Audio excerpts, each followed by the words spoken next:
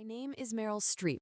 I'm 68 years old and I'm currently folded into the back seat of my son's luxury sedan, the scent of expensive leather mixed with the cheap pine air freshener he favors, making my stomach turn.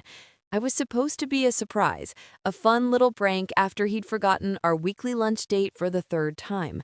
But the real surprise, the one that stopped the air in my lungs, came when he and his wife, Scarlett, slid into the front seats, their voices dripping with a casual poison I never knew existed.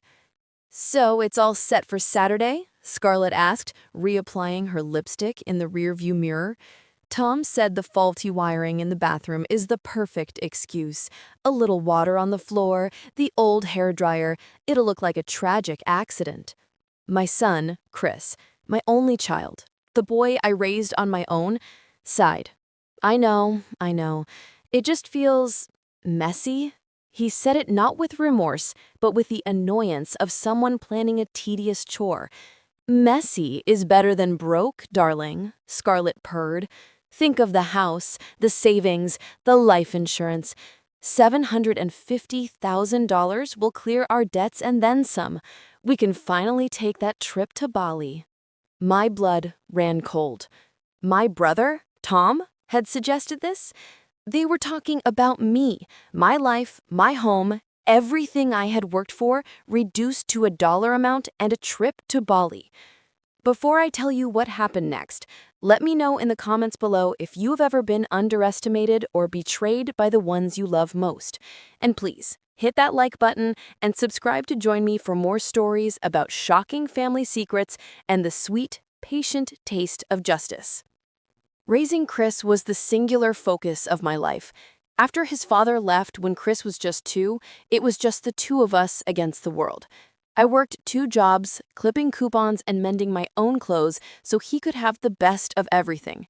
When it came time for college, the acceptance letter to his dream school arrived, but so did a tuition bill that looked like a telephone number. I didn't hesitate. I sold my mother's diamond necklace and my own wedding jewelry, pieces I had treasured, to make his dream a reality.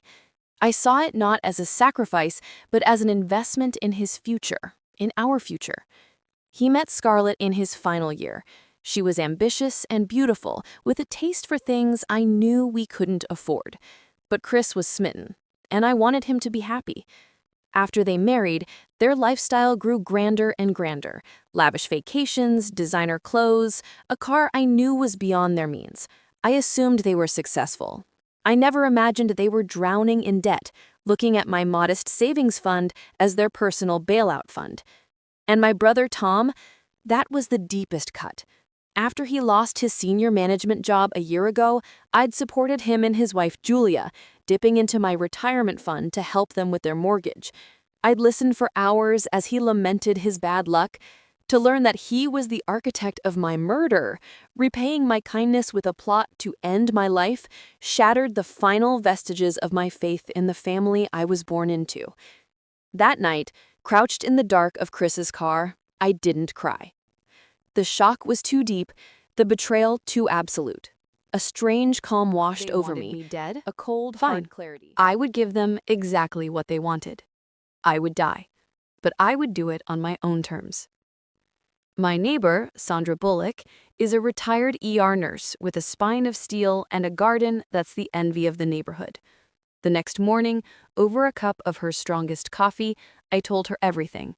She listened without interruption, her expression hardening with every word. When I finished, she didn't call me crazy. She simply asked, "What's the plan?" "I'm going to fake my own death," I said, the words feeling both insane and perfectly logical. "And I need your help to make it look real." Sandra, bless her, didn't flinch. She explained how a specific combination of beta blockers and other medications could slow my heart rate and drop my blood pressure to a point where I would be unresponsive, with vital signs so faint they'd be nearly undetectable. It was dangerous, but the thought of what my family was planning was far more terrifying. 3 days later, on a Friday evening, I swallowed the pills. The world began to swim, my limbs grew heavy, and I felt myself slipping into a deep, dark quiet. The last thing I remember is Sandra's voice, full of practiced panic on the phone with 911. My neighbor, I think she's had a heart attack. She's not breathing. I woke up hours later in Sandra's basement, which she had converted into a comfortable little suite. The paramedics had pronounced me dead at the scene. My son had identified my body with a stoicism they must have mistaken for shock. From my new subterranean home, I watched. Sandra had helped me place tiny cameras throughout my house weeks earlier, under the guise of a new security system. Now they were my window into the truth. There was no grief. The moment the front door closed behind the coroner, Chris and Scarlett embraced in a triumphant hug. "We did it," Chris breathed, a smile spreading across his face. "It's over." They toasted with my best scotch. The next day, Tom and Julia came over, not to mourn, but to measure. I watched my own brother walk through my living room, pointing at my furniture, discussing with his wife what they would take and what they would sell. Chris was ruthlessly efficient. He called the life insurance company the next morning. He contacted a low-cost cremation service, explicitly stating he wanted no service, no viewing, just the quickest, cheapest option. There would be no funeral for my mother, no final goodbyes. I was simply a problem that had been solved, an obstacle removed from their path to financial freedom. Watching them celebrate my demise, I felt the last bit of love for them wither and die. It was time to stop watching. It was time to act. I contacted Angelina Jolie, an investigative journalist known for her fearless exposés. I sent her a single audio clip from the car. She met me in Sandra's basement that night, her eyes wide open with a mixture of horror and journalistic glee. 2 weeks Together, after my we death, planned my my family resurrection. gathered at my house. They believed the ashes were in an urn on my mantelpiece, and the insurance check was clearing. They were there to finalize the division of my property. They were laughing, arguing over who deserved my mother's antique clock, when the doorbell rang. It was Angelina Jolie, with a full television crew. "We're here doing a story on inheritance disputes," she announced, her smile sharp. "We understand there's a family meeting here today." Chris and Scarlett, eager for their 15 minutes of fame, ushered them in. As they settled in my living room, the lights from the camera bright, Angelina looked directly into the lens. "We're live with a story you won't believe. A story of greed, betrayal, and a mother's love that was met with a murder plot."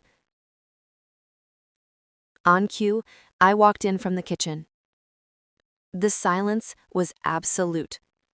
4 faces, a symphony of shock, disbelief, and pure terror. Scarlett screamed, Tom's face went white as a sheet, and Julia looked like she was going to faint. Chris just stared, his mouth hanging open. "Hello, Chris," I said, my voice steady and clear for the live national broadcast. "Surprised to see me?" Before he could answer, I nodded to Angelina. She played the first recording, the car. Their voices filled the room, plotting my end, talking about hair dryers and life insurance policies. Then she played the second, a recording from a cafe where Tom laid out the final details for Chris. As the recordings played, 2 uniformed police officers stepped into the room. The arrests were swift: conspiracy to commit murder, insurance fraud. The charges were severe, and with the evidence I provided, their fate was sealed. The trial was a media circus, the resurrection mom, they called me. In the end, justice was served. Chris was sentenced to 25 years in prison, Scarlett to 20, my brother Tom received 15 years, and Julia got 12. After the dust settled, I sold the house. Every corner held a memory, and now they were all tainted. With the proceeds and the savings they had tried to steal, I started a foundation. The Meryl Streep Second Chance Fund provides college scholarships for the children of single mothers, giving them the head start I had to fight so hard to give my own son. I found a new family, not of blood, but of choice, a support group for people who had survived profound family betrayal. They understood my pain in a way no one else could. They offered unconditional love and support with no strings attached. We are a family forged in the fires of our pasts, stronger for it. The biggest lesson in all of this wasn't about revenge. It was about realizing that true family isn't about shared DNA. It's about shared values, about love, respect, and support. My victory wasn't seeing them in handcuffs. It was building a new life, a legacy of hope from the ashes of their betrayal. I had to die to truly start living.